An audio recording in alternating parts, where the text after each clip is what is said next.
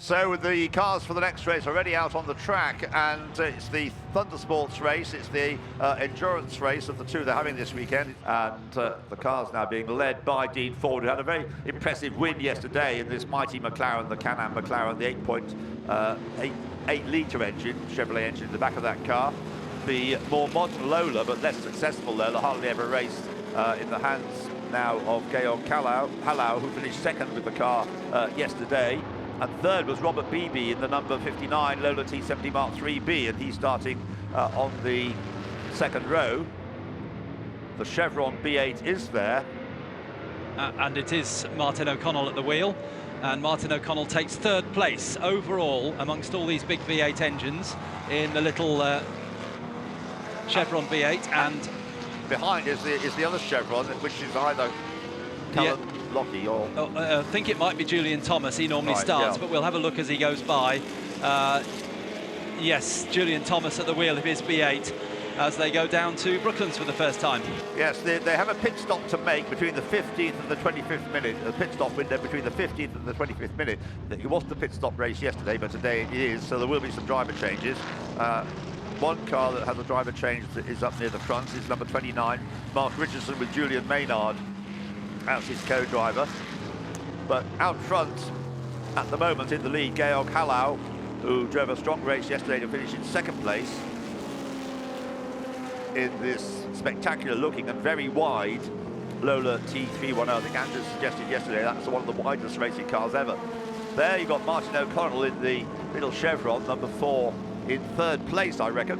But here come the two leaders side by side. Nearly. Yes, if it's possible to get these two cars side by side, yes. And Georg Hallau takes the lead from Dean Forward in the McLaren.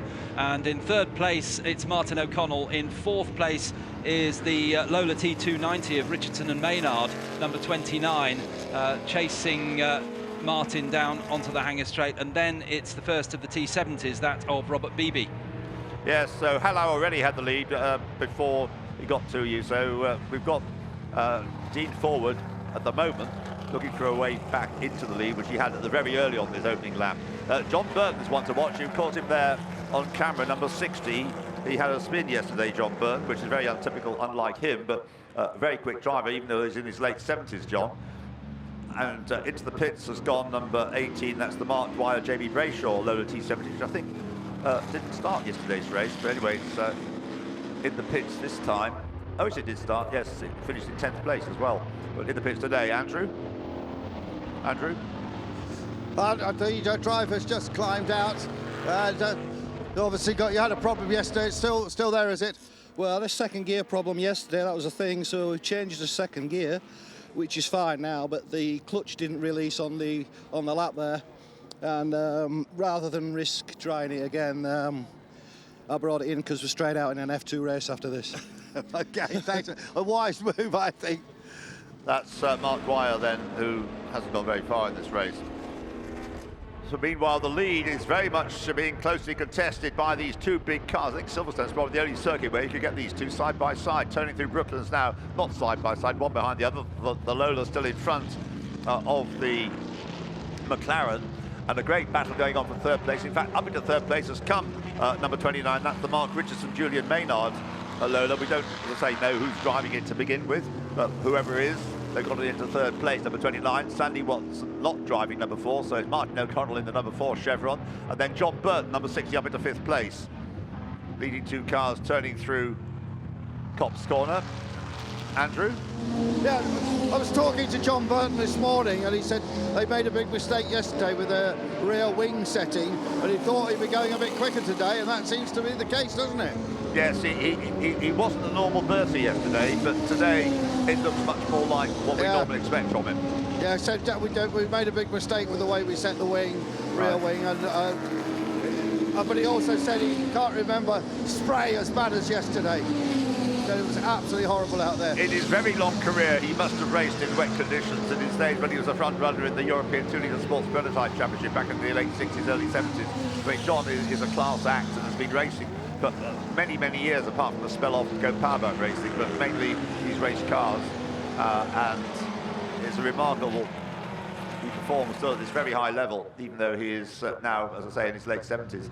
So the two leaders, still the Lola ahead of the McLaren as they come through to complete their second lap. It's always nice to have the drivers list through once the race has got underway. So I can just do this now and tell you who's driving the cars, if you want to know. Number one is Halau on his own. Number two is Harindra De Silva to begin with, we're told. So it's not Timothy De Silva, it's Harindra De Silva going first in car number two. Martin O'Connell obviously starting in number four. Andrew? Yeah, I'm standing next to Harindra. Well, this is the trouble with these bits of paper. Thank you, Andrew. I mean, I just read what I'm given. You're right, and this piece of paper is wrong. It's late and wrong, so we're going to give it any more black marks. Martin O'Connell definitely in number four, yeah. Mark Dwyer, as I said, you were talking to when he got out of the car just now, starting that car. Mark Richardson is in number 29, that's important because that car's running in third place. So Mark Richardson is at the moment in number 29, then Julian Maynard will take the car over. 34, Andrew Scriver has started in 34, we'll hand over to his son James. Nicholas Hyatt starts in 36, I think Andrew may have said that. Nicholas Hyatt, and then we'll hand over to his father Ross. 52, Andrew Storer goes first, and Martin Don, this is what's in the programme, Andrew Storer goes first in 52. 59, this is another car near the front, Robert Beebe, who finished third yesterday, will start, and is starting, and Josh Beebe is in the car later. 74, Stuart Ollie is started, and then Ian Rowley will take over. All the others are solo performers. So there's the number 29 car, and that, as I say, is being driven at the moment by Mark Richardson, the normal driver of the car. There's John Burton, with Mark Richardson behind him. They're coming into your side now, Alistair. Yes, this is a wonderful battle between these cars, the Lolas, the Chevrons, and it's 3-1 in that group at the moment, but it's John Burton who's got the lead ahead of the Lola, which you said start by Mark Richardson, yeah. And then through, I think, again into that next place is Martin O'Connell, who's having a great battle. Yes, I mean, he was further up earlier on, but as the race is getting, the track's getting a little bit less wet. Now, John Burton, having got ahead of Mark Richardson, that makes him the leading under 2 litre car. 46 there at the side of the track. Trevor Welsh, the former Formula V champion, with his Lola T492, is pulled off on the exit of Club, and the car can probably be pushed by the marshals out of harm's way into the pit lane. Leaders through, the McLaren now in front. Dean Forward has gone forward and taken the lead then, so Dean Forward now leads from number 1, Georg Halau, and they're back with you, Alistair. Yes, Dean Forward got that place at Village last time around, went up the inside of Georg Halau, turning into the right-hander. As they leave Aintree, we've got John Burton in third place ahead of Mark Richardson. And then next up is Robert Beebe in the T70, and then the much smaller engined, much earlier car, the Chevron B8 of Martin O'Connell, bringing up the rear of that group. Another car that's ground to a halt at the side of the track, Bruce Chambers, number 152, with his Lola T592. A large number of cars in this race running the S20 class, which is the Sports 2000 class. That is one of them, all those Sports 2000 cars powered by the Ford Pinto engine, the Ford engine that you'd find in some versions of the Ford Cortina and the Ford Escort RS 2000. There then is the Beebe car, driven to begin with by his by Father Beebe, Robert Beebe, we are told. And there is the car in the livery of the Sid Taylor racing team, but originally that was lifted from Team Elite, as Andrew will know, because he comes from the same part of the country as Team Elite, Derby, and they came up with that colour, that livery, which when they sold one of their cars to Sid Taylor, he then pitched and used for his racing team colours. Dean Forward leading by 2 seconds by the end of that lap on which he took the lead. Andrew? I think it was Team Elite's original boss, David Buxton, who came up with the colour scheme. But absolutely right, Ian, Sid Taylor nicked the colour. And I think he did it. I think they had shared a mechanic or so. I think no, it was a car, Andrew. It was the Brabham BT8 that was originally it was originally Team Elite's car. That they sold it to Sid Taylor and Denny Hulme. It did great things. That's what happened. He kept the colour. It's a nice colour scheme, isn't it? And I think there's about 5 Lola T70s in that colour scheme these days. But I think this is the right car, actually. I believe it is. Yeah. I did look in at the chassis plate just before the start of the session, as I still do after 50 years, and it looks right to me. Why break a habit of a lifetime, Andrew? Yeah. I think you knew the chassis number of your pram, didn't you? Well, not quite, but you know, I think I started that nonsense, I think. Right, so we've got Mark Richardson there being chased by this car we were talking about its colour scheme of, the Robert Beebe Lola T70 Mark 3B GT. Dean Forward, now he's got the lead, and also because the track is getting less wet, he's now putting in quicker and quicker lap times. Yesterday, the fastest lap we did was a 2:21.4. He's already gone quicker than that today, as has Georg Hallau, with Dean having just done a lap at 2:18.159. So certainly the conditions are better now, even though the day started rather wetter than yesterday. They're now dried out to a better extent than they were when these cars were out racing yesterday morning. The leader, however, is coming into the pits. Now, the pit window isn't yet open, so this is a problem with the car. It's not because he's making his mandatory pit stop. So Dean Forward in the pits. I'm sure Andrew will leap into action and give us the answer to what the problem is as soon as he can. But Georg Hallau then will take over the lead. There he is, coming up to you now, Alistair. This goes through out of Beckett's, and I'm just delaying my comment there because he looked so slow through Beckett's. But I think that's just Georg Hallau being very careful. But it does look very pedestrian through the sweeps of Beckett's. John Burton now up to second place, and Richardson in third, and he's being chased by Robert Beebe. And I think Beebe is getting a little closer, but not in a challenging position. And then a very lonely Martin O'Connell. Martin won't be very happy about that. And Robert Beebe challenging Martin Richardson. They're going side by side. Mark Richardson in the Gitan Lola is overtaken by the bigger Lola, and so number 59 goes up into what is now third place, of course, with the not yet retirement, but certainly visit to the pits by Dean Forward with the McLaren. We got a glimpse of some work being done on the car around about the cockpit area. Through therefore comes the BB Lola, finished third yesterday and is now in third place in this race, with fourth place held by number 29, the little Lola of Mark Richardson. Andrew. Dean Forward has gone to the back of the garage. In fact, he's gone out of the garage, so I wasn't able to get hold of him, but I just talked to mechanics. I think a water pipe's come off or something like that, so it's starting to overheat. And indeed, if you just see our pictures, still a bit of steam coming out the front of it. So it's a problem with overheating caused by a loose water pipe, we believe. Thank you very much, Andrew, for giving us that detail about the retirement of the car that was briefly in the lead, therefore, but Hallau back in front and well in front over the line to start this sixth lap. He was 18.6 seconds before John Burton in second place. Third is 59, Robert Beebe. Fourth is 29, Mark Richardson. Fifth is number 4, Martin O'Connell. Sixth is Andrew, I think you've got Dean Forward with you, have you? Oh, that's a huge disappointment. I believe it's a water pipe's come off or something. Yeah, something's gone wrong. Don't really know what it was.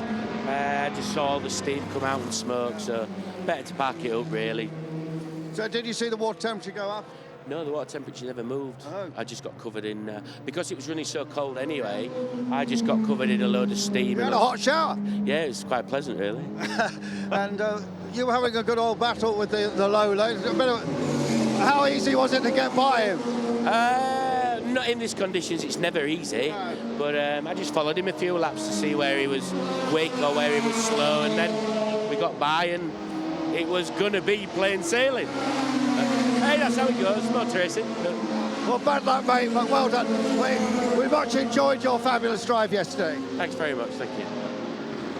Thanks, Andrew. So there we have the erstwhile leader, but the current leader then, number 1, the early leader as well, Georg Hallau, just giving you the positions below the top 5. In 6th place, leading the Sports 2000 class, number 35, Robert Hall in the Shrike, which went so well yesterday as well. John Spears in his newly acquired number 196 McLaren Elva M1B. He only acquired it earlier last week.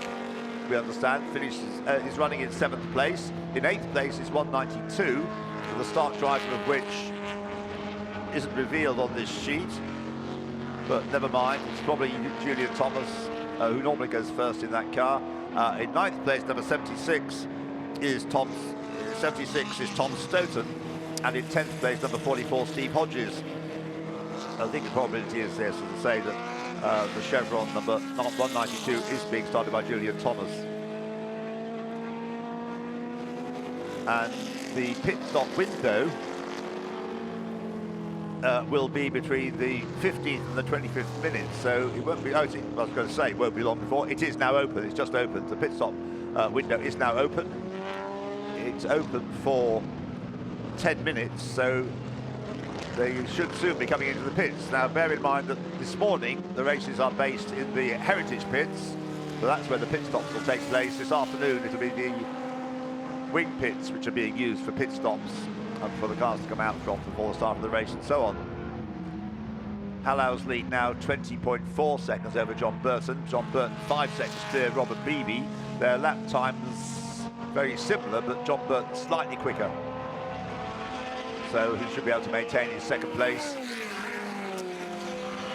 Up into 6th place now, ahead of the Sports 2000 car of Robert Hall, has come number 196, John Spears, in his big McLaren Elva M1B. Number 196. Lower down the order, up into 11th place has come number 34, which Andrew Scriber is driving to begin with. Then his son James will take that car over at the pit stop. And also making progress up the order, having started near the back of the grid, number 88, a retirement yesterday, the Kevin Cook, spectacular looking March 75S, very much a small scale Can-Am type car that. There is the Lola T70 of Robert Beebe, making its way through Stowe Corner. 7 laps are now being completed by Georg Hallau out in the lead. John Burton will be through, yes, there he is over the line now in the red Chevron with yellow trimmings. And he is now 21, so he's gradually dropping back a second or so a lap. Not at all surprisingly on Hallau. For 3rd place, Robert Beebe getting away from Mark Richardson in 4th. The big Lola leaving the little Lola behind, even though the little Lola is a slightly more modern car, but on a circuit like this, a well-driven big one is going to be the well-driven little one. So the first 4 through, Martin O'Connell through, now looking for the damper parts of the circuit. It's got to that point now where drivers need to think about conserving their wet tyres, because the track, I don't know about what you can see, Alistair, but certainly here, the drivers are trying to find the wetter parts of the circuit to keep their tyres as cool. And into the pits has come the leading car. Yes, there's still some nasty little wet patches to catch you out, one particularly at Aintree, and it's still difficult to overtake because there is this, as you say, slightly drier line. Quick spin there from the Lola of Thierry Ivarin, which was right in front of Mark Richardson, who had to take avoiding action. But so you might find that the gap BB to Richardson has opened a little bit. Oh, and another car goes straight on at Village as well. We seem to have most of the Can-Am cars in the pits at the moment, because also it is the March 717. Mikhail Campan. Andrew. Yes, I am. And a bit of a problem with the safety belts on this car. 2 people trying to adjust them for Mr. Campagna, is it, that's in it? Yes. Yes, so he obviously wasn't happy with it, but he is now. But a big man in a very big car, and off it goes, the March 717. Yes, one of the extra cars. The Dutch driver has a lot of experience of driving those sorts of car.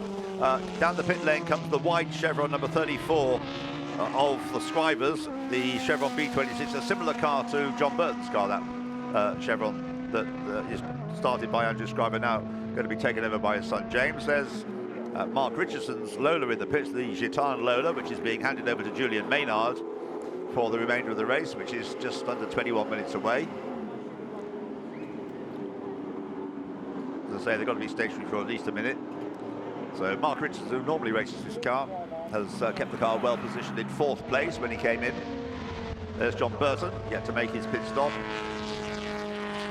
Andrew? Yes, cars absolutely everywhere, Ian, at the moment, coming in, making their pit stops. You know, interesting at this meeting, there's quite a few drivers don't even have their names on their race suits. And but Mr. Maynard, Julian Maynard, has the word Maynard on his crash helmet in 128-point bold, and the same on his race suit. And there's nothing else on it at all. There's no other. He just got his name on his crash helmet and his name across his chest in huge letters. So I don't have a problem with him. Yes. Don't they make wine gums, Maynards? Oh, maybe they do, yes. I'm not like to see any wine gum little logo on the car, but I can see his name. We've got the close-up now. He's being strapped in. I think they spent their minute, yeah, so off he goes. Well, he nearly went off, but stalled the engine as he was about to set off. John Burton deferring his pit stop. John has been racing at Silverstone since the 1960s. He began racing in the Ginetta, G4 Ginetta, in around about 1966-67, and has been racing Ginettas, then Chevrons, and sometimes went into other sorts of car racing. He did a little flutter with Formula 2 many years ago with the Ensign, which wasn't a good move particularly, as he now realises. Anyway, that's was John Burton we're talking about. No, because we're too close up, couldn't actually identify which that car was. Anyway, there's John Burton on to Hangar Straight, leading the race for the moment because of the pit stop by Gail Hallow, who has, as a result, dropped down to 8th place. But obviously, John, when he makes his pit stop, which has to be for a minimum of a minute, will lose the lead again. So John Burton, the current leader, not stopping this time. Not those pits at which he was sorry, some of the other pits, just coming up behind the Martin BM10 of George Douglas. Car built by Brian Martin, designed by Brian Martin. There in the pits is the BB Lola, with Robert Beebe, who finished third yesterday, handing over to his son Josh. Andrew is there. I'm there with Robert. Just the car goes out. I want everybody to see his crash helmet. Right, he's just taken the crash helmet. He's got the most magnificent crash helmet. It's Robert Beebe, and it's like a honeycomb, and there's a bee here, look.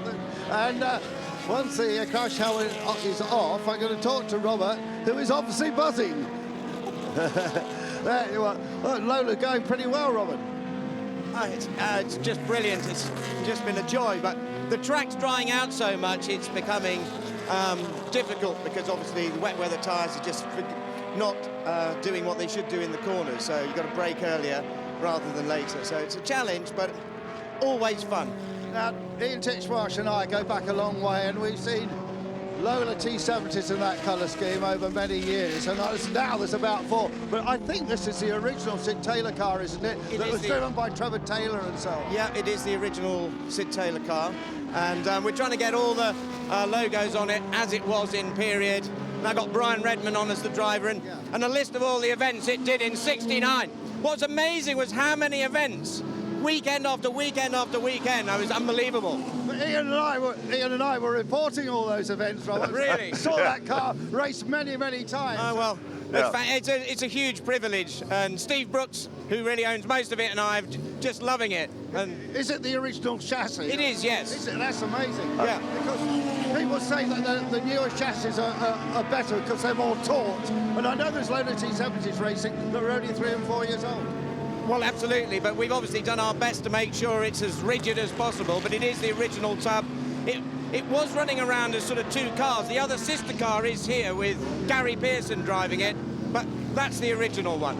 Nice to hear it, and excellent drive, well done. Thank you very much. Some good information there, Ian. Fascinating to know that. I remember seeing Brian Redman win at Alton Park on Good Friday in that car. Frank Gardner raced it, Denny Holm raced it. It's got a long line of famous drivers who've raced that car. And Andrew, you will remember Ron Bennett, who was, of course, Sid Taylor's #1 mechanic. Yeah. And also from Derby. And Ron, a member of the BRDC, so he could well be here today. So we've got there on the screen the leading car. We're going to go back to John Burton's been into the pits today to make his mandatory stop. Also in the pits is John Spears, who rose to second place. We're going to catch up on another car with industry history. This is the car that John Spears acquired only a few days ago, the McLaren Elva M1B, and that was briefly in second place, but he's now making his pit stop, as also is the number 192 Chevron, which will be Julian Thomas handing over to Callum Lockie. Also in the pits, number 24, Vic Nutter, one of the extra runners. Vic driving the Lola T296 there is number 24, Vic Nutter. Now back on track in the lead. Next time he comes through will be Georg Hallau with the number 1 Lola. There's John Burton in the number 60 Chevron B26. And John Spears has emerged still in second place, but things are going to correct themselves fairly soon. Michael Campan in the March 717, down in 18th place, number 3. I'll give you a rundown of all the positions once all the pit stops have worked their way through. But the point that Robert Beebe was making about the drying track, Alistair, you can probably see how much drier it is from your part as well, compared with what it was. Yes, there's certainly very much drier bits now, still wet patches, but I did notice the lap before he came into the pits, Martin O'Connell was taking a wet line, driving off the dry line, just trying to keep those tyres cooler. Right, the pit window's closed, and as far as I can see, everybody except number 683 is shown as having made a pit stop, but that could be a glitch in the transponder. But anyway, 683, that's Thomas Hardy, is not shown as having been in the pits, but otherwise everybody else has been. And going down the Wellington Straight here, John Burton is right behind Georg Hallau. So coming into Brooklands now. He absolutely is, and they've just lapped the tail deck of the Silvers as they come into the corner, the blue tail deck there in the background. So is this must be a function of the tyres being worn on the big Lola, and therefore John Burton able to, with the lighter Chevron, able to really lap at the same sort of pace as Hallau is happy with his tyres deteriorating. So Georg Hallau still leads, but now by only after John's later pit stop, bringing him out. They didn't change tyres on the Chevron. It's not a situation where you could really convincingly put on slick tyres anyway. You did have time to make a tyre change, but the Lola now pulling away a little bit more, I think. Yes, just up the short straight there to Beckett's, but through the Beckett's complex, Georg Hallau has always been quite slow through there right from the start, as I mentioned before, and John Burton keeps up with him, but Hanger Straight coming, I think Georg is going to pull away. You'd expect that. So on to Hanger Straight. The Lola around the circuit like the Silverstone Grand Prix circuit, it should be possible for a good driver, which Hallau clearly is, to be able to manage his tyres for the remaining 12.5 minutes to stay ahead of John Burton. John will give it everything, but of course he's got to think about tyres as well. He can't just throw caution to the winds and expect his tyres to take care of themselves. So through Club Corner they come for the 11th time. Josh Beebe in third place, the number 59 Sid Taylor Racing Lola is third. John Spears is fourth in the number 196 McLaren. Fifth is number 4. I'm assuming there was a driver change on that car. Sandy Watson has gone out in it now. I don't believe so, Ian. I think Martin stayed in. Okay, right. Well, it doesn't surprise me if that's what you reckon is the case. That's not a surprise, because Sandy ended up in the gravel in the race yesterday, and he races where he feels he's happy enough to do so. Sandy's been racing for a long, long time. But when you've got a driver like Martin O'Connell, you might as well let him do the hard work. In car number 192 in 6th place, Callum Lockie now. Then we've got in 7th place the leading Sports 2000 car, number 35, Robert Hall. The Shrike in 8th place is number 88, Kevin Cook, in his March. 9th is 76, Tom Stoughton. And 10th is number 24, Vic Nutter. So that's how the order stands at the moment. There's the 3rd place car, Josh Beebe. I think one of the drivers that didn't actually ever drive the car, though Andrew mentioned it, was Trevor Taylor. Trevor Taylor, no relation to Sid Taylor, but Trevor drove the Team Elite car. Because when Team Elite came to acquire their own Lola T17, they'd a few years earlier, sold effectively their colours to Sid Taylor. They had to run their Lola in plain blue colours. And then that was the car that Trevor Taylor drove, having driven for Team Elite years earlier in the Lotus Elite. John Burton has just done his personal best lap. over the line, he was just 7/10 of a second behind Georg Hallau. And that's about what the gap is now, I think, Alistair. Yes, going out of Beckett's, the gap looks pretty much the same both sides of the track that I can see here. So John Burton, having charged up to the back of Georg Hallau, is now a little stuck. And just checking on the driver in car number 192, and as expected, Callum Lockie has taken over Julian Thomas's B8, but Martin O'Connell has stayed aboard the number 4 B8. Yeah, Martin O'Connell lapping 2:30.4 last time through, Callum Lockie 2:31. So although they are 5th and 6th, Martin O'Connell staying ahead of Callum Lockie. And in fact, lapping slightly quicker. Kevin Cook has come up into the 7th place now in the number 88 March 75S, which started way back on the grid on the 15th row. Now into 7th place, ahead of Robert Hall, still leads the Sports 2000s. Steve Hodges 9th, Dick Nutter is 10th, Tom Soden 11th, and James Scriver, that's a car possibly to keep an eye on. Let's look at his lap times. Yes, James Scriver in the white Chevron B26, number 34, at 12th place, but lapping a fair bit quicker than about 3 or 4 cars ahead of him, so he could get a few more places before the end of the race. And the leaders nose to tail, Alistair. They are indeed through the loop, yes. John Burton closed up a little through the tight section, and Georg Hallau right off the throttle through Aintree, and then back on again when he gets on the straight. So I think your supposition that the tyres are struggling is absolutely correct, but I wonder also whether John Burton is aware of his tyres and is just keeping his powder dry. There's no chance he's not aware of his tyres, Alistair. I thought that John Burton's years of experience, he will know exactly what to do with his tyres. Yes. And things are under control as best as he can control them, I would have thought. I still think, John, 70, going on for 78 this year. Absolutely remarkable the way he goes year after year after year. And he was saying to Andrew, I think yesterday, about how he'd each year he thinks this is going to be my last season. Then come the winter, and yeah, perhaps one more. There is the number 4 Chevron, which has been driven throughout by Martin O'Connell. And we're going to see a lot more of Martin over during the course of the day, as we did see him yesterday. Andrew. I've just seen Sandy Watson on the pit wall wearing tartan shorts and a straw hat.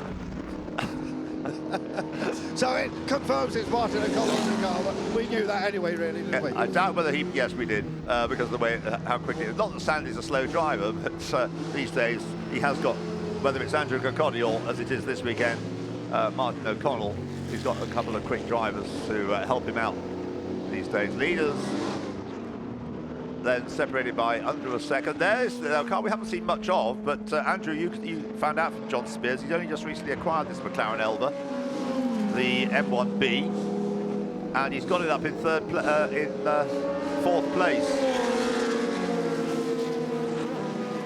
An early Can-Am type car. It actually predates the Can-Am, although cars like this would have raced in the Can-Am series. Leaders through 0.8 of a second as they went over the line. Back with you, Alistair.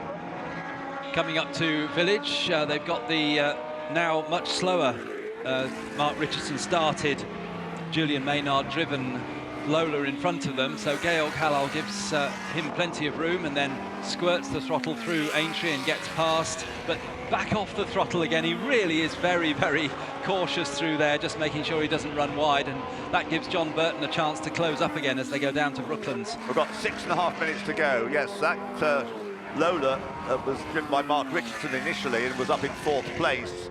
Now that it's been taken over by Julian Maynard, it's dropped down to 16th place, going much slower than it was earlier on. Out of Luffield come the 2 leaders. Still the large Lola ahead of the little Chevron by comparison. And through Woodcote on the what is now really, I would say, a dry line through Woodcote. Would just about be feasible, not that I'm suggesting they're going to in the remaining time, but it would be feasible to run on slick tyres on the track as it is now. And John Burton right there as they come into your sight once more. Yes, into Beckett's, and Georg Hallau takes his customary fairly cautious approach to Beckett's. John Burton closes right up, goes tighter through the middle section, goes right under the rear wing of Georg Hallau's car, but as they go out onto the the straight has to give best. I think on most circuits it's probably fair to say that John Burton would have been able to overtake, but here at Silverstone with the long straights, the Wellington Straight and the Hangar Straight, he's not ever going to be able to do so really, because there's never long enough twiddly bits to be able to take advantage of the superiority of the car in the corners, because the Lola has the length of the Chevron on the straights. But bear in mind that the engine size of the Lola, 5.1 litres of Chevrolet, just 2 litres of Ford BBA power. And over the line they go for the 14th time, the gap down to 0.6 of a second. Each lap, the gap actually over the line is about 1/10 of a second less than it was before. It's 4 3/4 minutes to go. That's a nice little battle going on between 25, which is Jörg Tobler, and passing him number 13, Michael Dodd. Sports 2000 battle.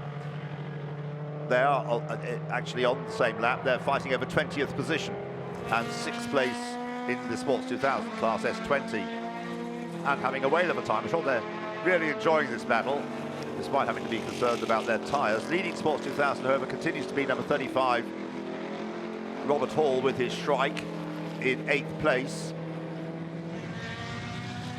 James Scriber has risen to 12th place now and is closing in on Tom Stoughton for 11th, and could well make it up into the top 10 before the end. 2 leaders through Woodcote Corner. Great camera shot that is, because it gives us a view of what Woodcote used to be like, even though it's rather a different approach to the corner these days. Out of Copse Corner they come, and over the brow, back into your side, Alison, the 2 leaders. Always look closer when they come out of Copse with the distance they are, but as they come towards us at Beckett's, we can see that George Hallow has in fact opened a little gap, but it closes again as they go through Beckett's, with John Burton able just to keep a little bit more speed through there, and they've got a lot of back markers ahead of them to deal with, possibly some on the Hangar Straight, possibly some as they come into Vale, through the Vale. You're about to have a change for 6th place. Kevin Cook about to pass Callum Lockie. Just coming up into Village. Yes, and not far ahead actually is Martin O'Connell, but far enough I think to hold on. About 5.6 seconds ahead, yeah, not much. So they've negotiated the traffic on Hangar Straight, the 2 leaders. John Burton changing lines to try and find damp circuit to enter Club Corner. This time, I think they've both successfully got through the traffic, but it's cost John Burton a little bit of time. Now they go over the line, and there's time for, just about time for 2 more laps, because they're lapping 2:20s, and there was 2.5 minutes to go when they went over the line. So I don't think this is going to be the last lap. I think we'll get 1 more in after this one. 1 more possibility, well, 2 more possibilities for John Burton to take the lead, but I don't see that happening. Well, the favour of back markers returned to the benefit of John Burton into Village that time, because George Hallow just waiting to find a safe point to pass the big March 717 of Michael Campagna, and so John Burton closed up a little, but now Burton's got the problem because he can't get past the March with the extra power, but he is much quicker than the blue car as they turn into Brooklands. Yes, he should be able to, even though it's a big wide car, find a way past it quite easily, past Campan, and does so now, as you can see, into Luffield. May have delayed him slightly, but John knew exactly how to do it. No hesitation once he committed himself to the line, but it has cost him a little bit of time, yes. So the large Lola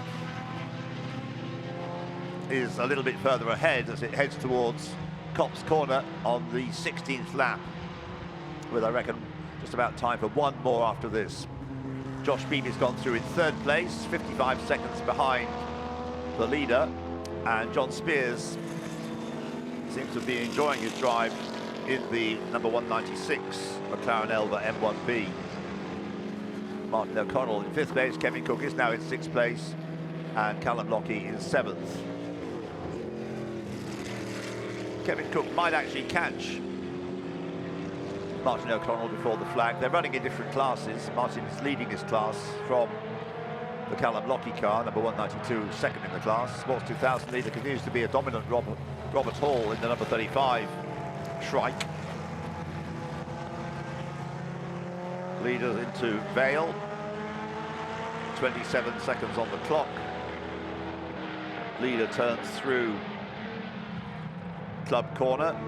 20 seconds, counting down, 15 seconds. So they should get another lap in, as I say. Here he comes. So I see the flag go out. No, there's 11 seconds on the clock. And one more lap is possible for everybody.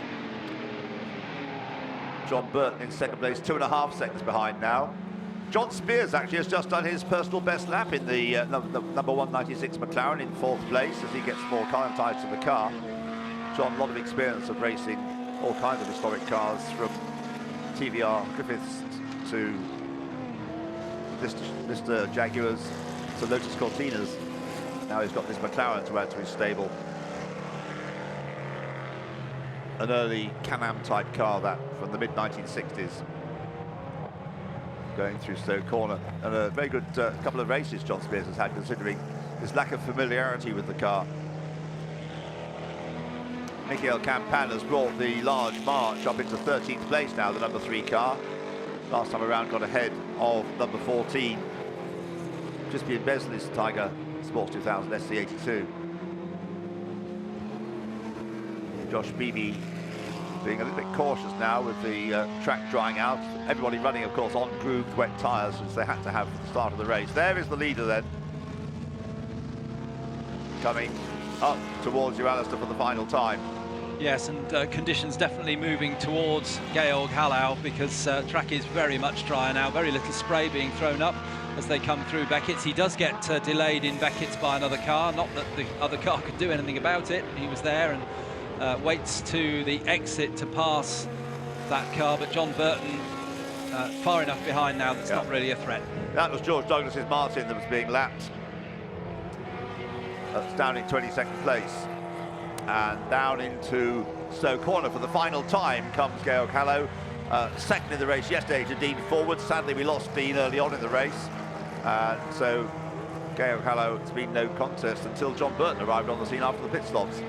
And as the track dried out, but I think we'll probably find him after the race saying, Georg Hallau saying that his tyres, his wet tyres on the dry circuit really were becoming more and more of a problem and had to be nursed very carefully, but he's done it well enough to take the checker flag to win the weekend's second HSCC Historic Sports Car Club Thundersports race. And John Burton takes second place. At the flag, the gap was 2.7 seconds, but of course it would be less than that with about 5 minutes to go before back markers intervened to a limited extent. There's the third place car on its way. Oh, a spin, John Spears, having said how well he's been going. John Spears spinning at Copse Corner, that is, isn't it? John Spears spinning. Now, has it cost him a place? He was a long way ahead of Martin O'Connell, so Alistair, you can tell us, because he's going to go past you in a moment, a bit later than expected. Yes, a little chastened, but no, here comes Martin O'Connell out of Copse, so John Spears, no loss with that spin.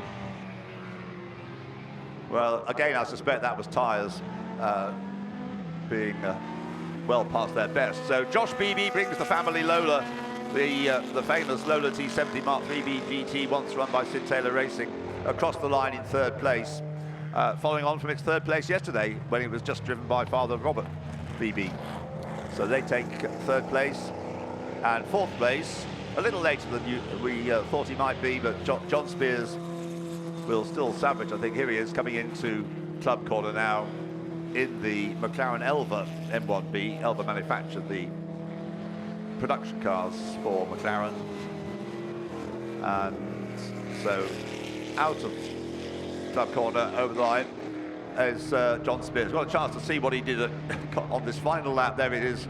The back end just got away from him as he turned into Copse Corner, but John knows how to handle a situation like that. Got the car back under control, kept the momentum up as he went through the gravel. He just kept it off the wall. That was quite a skillful avoidance, that, and also negotiating the gravel too. And hopefully none of the gravel has found its way into the air intakes. And Andrew is with Georg Hallau. Actually, it's George, because George. It's Georg in German, but he likes to be called George, he tells me. The earplugs are off. congratulations, a win here at Silverstone. Thank you very well. It was hard to drive here, a lot of oil on the street and a lot of water, but it's a regular English summer, I know. So, well, what about the tyres? Were you having any problems with the tyres towards the end? Yes, but yesterday we started with the tires and today also, and everyone is gone, empty. Look, you had a little red chevron chasing you. Yes. Do you know this man? Yes. Do you know how old he is? I don't know. He's 77 years old. Oh, and he drives very fast. Yeah, you did. So you could be racing for a long time, but congratulations. Yes. You mastered this ex-David Hobbs Lola very well. Well done. Yes, thank you very Let's well. go straight over to John Burton. God, life in the old dog, yeah, that was terrific. Oh, well, I enjoyed that. Thank you. You played very well. Well, I mean, he's got a bit more power than me. You told I me. thoroughly enjoyed. We did a few things. We put the rear wing up to give us more grip today, and we should have done that yesterday. Yeah. And the car was transformed, to be honest with you. Yeah. So I still seem to be able to do it somehow, right? Yeah, you do. Well, congrats, John Burton. Terrific drive. And for us over 70s, there's hope for us all, Ian. Absolutely. It's always very encouraging Yeah. to see how well John goes. He gives me, I think he's a couple or 3 years older than me, yeah. So, well done, John. And Rosie, his wife, I think, was down there as well celebrating. There's the result then. A win for George Hallow, as we remember to call him, not Georg as the Germans would have it. Second, John Burton in the number 60 Chevron B26. Third, Robert and Josh Beebe in their Lola T70 Mark III B, number 59. Fourth, John Spears in the McLaren Elva M1B, number 196. Fifth, Martin O'Connell in the Chevron B8, number 4. Sixth, Kevin Cook in the March 75S, number 88. Seventh, Julian Thomas and Callum Locke's Chevron B8, number 192. Eighth, Robert Hall in the leading Sports 2000 car, the number 35 Shrike P15. Ninth, Steve Hodges with his Chevron B16, number 44. And 10th, Tom Stoughton with his Lola T492, number 76, also a Sports 2000 car. There's the top 10. And so the podium, everybody, for race 14 of the weekend at the Silverstone Classic, the HSCC Thundersports Endurance race. We get the drivers onto the podium in reverse order, starting with the pairing in third place, number 59, Robert Beebe and Josh Beebe. Well done. Congratulations, gents. Over to the far end of the podium they go, and they occupy the third step of the podium. On the second step of the podium, number 60, John Burton. Well done, John. Congratulations. Fantastic stuff. And the win goes to the way of number 1, George Hallow. Congratulations, George. Onto the top step of the podium he goes. Steph Crouch from the HSCC will step forward. And for the second time this weekend, a third place trophy goes to the Beebes. Yesterday, it was with Father Robert. Today, with both of them, Robert and Josh. Then to John Burton. Remarkable. Second place for John Burton. Well done to him. And then to our winner, to George Hallow. We heard from him down in the pit lane. He gets a garland, a victory, and the winner's trophy. And what a happy scene that is. Well done. Look to the front, gentlemen. A photograph opportunity on your respective steps of the podium. And then all get together, please, on the top step of the podium. BBs, onto the top step, if you please. There we go. Let's have everybody on the podium. And we've heard from our winners down in pit lane with Andrew Marriott. So that happy scene on the top step of the podium concludes our podium for race 14, the HSCC Thundersports Endurance.